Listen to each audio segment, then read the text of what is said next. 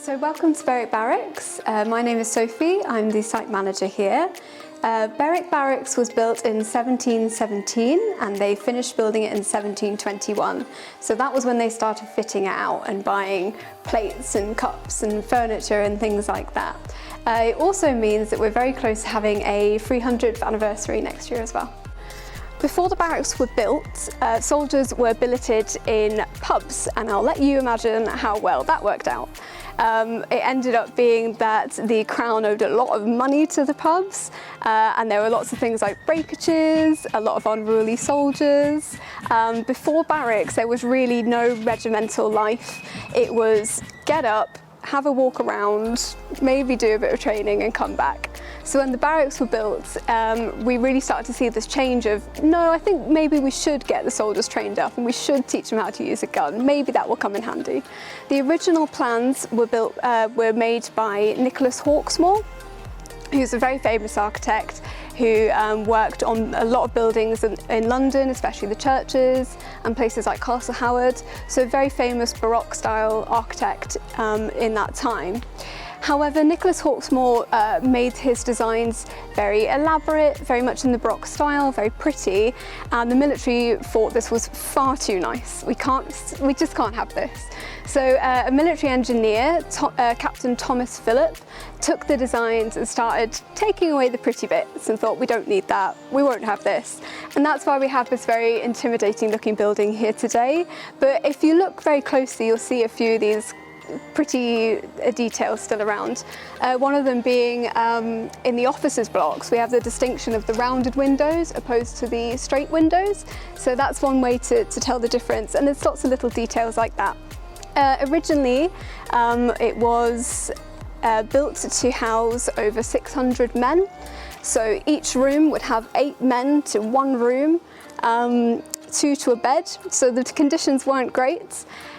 So while the barracks was built for very big reasons, very political reasons, to safeguard the nation's economy, its roads, and ultimately its monarchy, the barracks also tells a very personal human story about the lives of the men who lived here, as well as their families. Hi, I'm Rachel and I'm the curator of Hadrian's Wall and the North East. And that just means that I care for the objects in English Heritage's collection. So we've heard about the history of the building, but what about the soldiers that lived here? It was a really big change coming into this permanent garrison where all these soldiers are together and not dispersed throughout the town. And Sophie's mentioned some of the trouble that happened with the innkeepers and their bills not being paid, which often led to, disagreements between the soldiers and the townspeople. But with history, we often hear about the generals, we hear about the battles, we hear about those big figures, but we don't tend to hear about the people, the individuals fighting in these armies and what their lives would have been like. And what's amazing is here at the barracks in Berwick that we actually have some insight into what these people were interested in, who they might have been, and what they did with their spare time. So at Berwick Barracks, we have these unique drawings done by the soldiers, and they're called smoke drawings or candle writing. And they're very unusual. There's only a few examples within England, and we find them on the ceiling. So these smoke drawings give a really personal insight into the lives of the soldiers and how they would have spent their time. And we heard from Sophie that things weren't necessarily easy when the soldiers were billeted with the innkeepers and the pubs within Berwick, that sort of mischief happened. And certainly court records, even after the barracks were built to house these soldiers, suggest that there was still some problems between the townsfolk and the soldiers. So the relationships with the townspeople weren't always as smooth as perhaps everyone would have liked, because we hear about all sorts of different stories to do with the soldiers stealing, to do with sort of fraternising, getting on a little bit too well with the wives of the townspeople and also their daughters. But what we do know about the time that they spent together in the barracks was there were 8 to a room, and there were probably long periods spent indoors. So we get a real insight into what the soldiers did with their free time with these smoke drawings, but also what their interests were. So we know from the archives that not every single soldier could write. So perhaps some of them are representing themselves through the pictures that they make on the ceiling, or potentially by animals and other symbols. But we do also have initials, dates, and sometimes full names. So it gives us an insight into the lives of these soldiers that we wouldn't necessarily otherwise have. And this is really important when we usually talk about the wider brushstrokes of history, looking at the generals and the battles and the wars. Through this, we've got much more of an insight into the everyday life of a soldier, what it would have been like to live in the barracks, what it would have been like to live in Berwick. It wasn't easy or quick to make these drawings. You weren't just picking up a pen and doodling in the margins of a notebook, or they weren't necessarily thought to be permanent. It's not like they were etching their names with a sort of sharp implement into stone or into wood. These were potentially things that could have been painted over in 20 years and lost to us forever. But they sat down and they sacrificed their playing cards, one less thing to do in the evening, and they cut them up and they made pictures. And they stuck them to the ceiling as stencils and then held candles to them, and the soot from the candles sort of left these images, these stencil images on the ceiling. And that's what's brilliant about them, is that we have over 100. We have full names and we have initials and we have dates, which is how we know roughly when some of these pictures sort of date to. So we know it's kind of maybe 1740s, 1750s, probably a bit later as well. But I mean, we're talking over 300 years ago that people made these on the ceiling and then probably left and forgot about them. So we were really lucky to be partnered with Young Archaeologist Club Flodden, and it was really great to get the reactions from the young people that we were working with. They were really interested in the smoke drawings. We went and explored more of the stories in the archives to find out what the lives of the soldiers would have been like. And then they created animations based off these drawings. My favourite things were animating the mystical toilet and working with others. It's really good, it's quite fun to make. Well, I was pretty surprised about the smoke drawings because I never knew soldiers and did that. So it was really good to get a completely different take on what the really sort of human and people stories of Berwick Barracks would have been like. I think there was quite a lot that they were surprised by. We've never really explored the barracks as a site before, which is strange because in the winter, we're really lucky. Museums Northumberland let us use Berwick Museum, which is within the barracks, but Berwick Museum is the town museum, so it doesn't actually tell the story of the barracks. So to explore the barracks, we've never done it before, and they found out lots of things that they didn't know before. They didn't know that some of the outbuildings were actually stores for the barracks, and they had lots of objects from the site itself and from across Northumberland.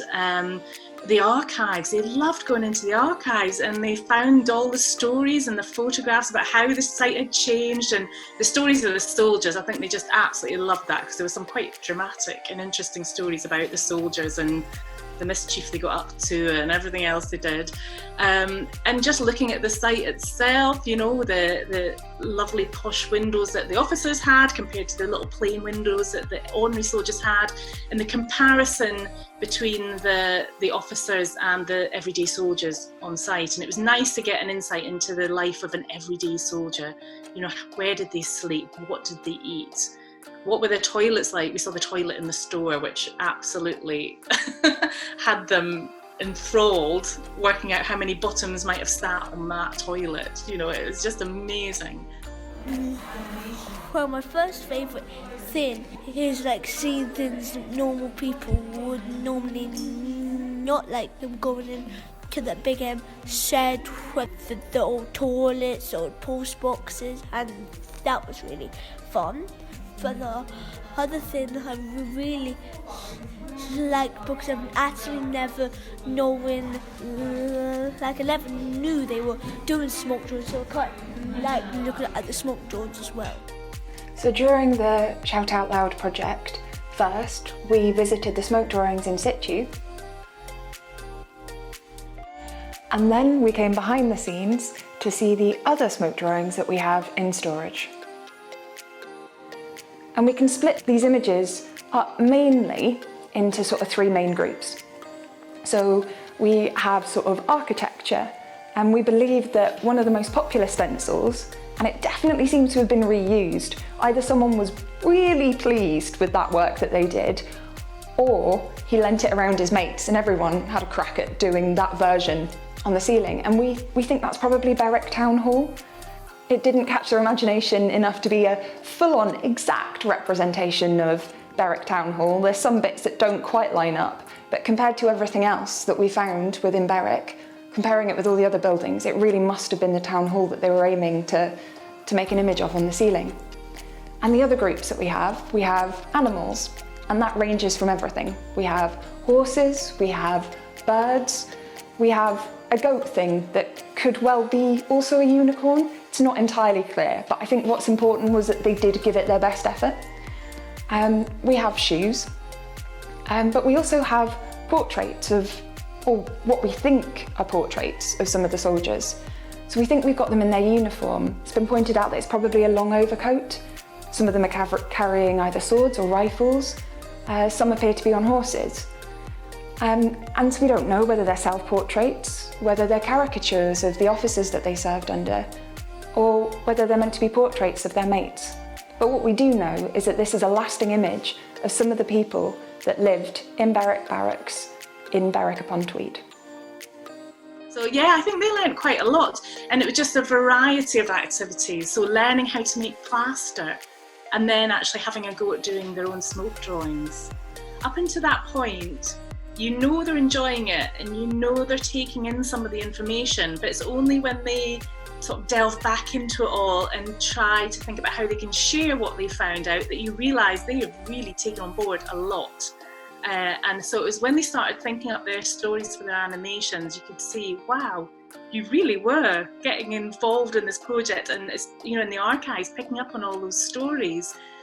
So a few of the boys did a story that came directly from the archives. Some of the other groups, they were really nice. They were almost like dream sequences. So it was as if they were imagining the soldiers lying in those little beds looking up at the ceiling and looking at the animals in the smoke drawings, and then creating these kind of almost like dreams that the soldiers might have had. So it was lovely seeing the different ways that they responded to basically the same artefacts and the same historical story, but they interpreted it in such different ways. And it was wonderful. It was really nice to see, and they loved it. They would have stayed for weeks doing that if they could have done. They would come back day after day. They absolutely loved it. And they were so proud of the finished output when they saw their films. You could see how proud they were. And because it was a longer project, we were able to build in the Heritage Hero Awards. So at the end, they all got an award, as well as having their completed piece of artwork, their little films. They also got an award at the end of it, which I think they really liked. And the parents really appreciated that as well. Do you think differently about Berwick Barracks now that you've finished the project? Well, I had to, this is the first time I knew this was called the Berwick Barracks. And then it's the first time I've been, like not been, but experienced it. Yeah. So really for our first time, it was really good.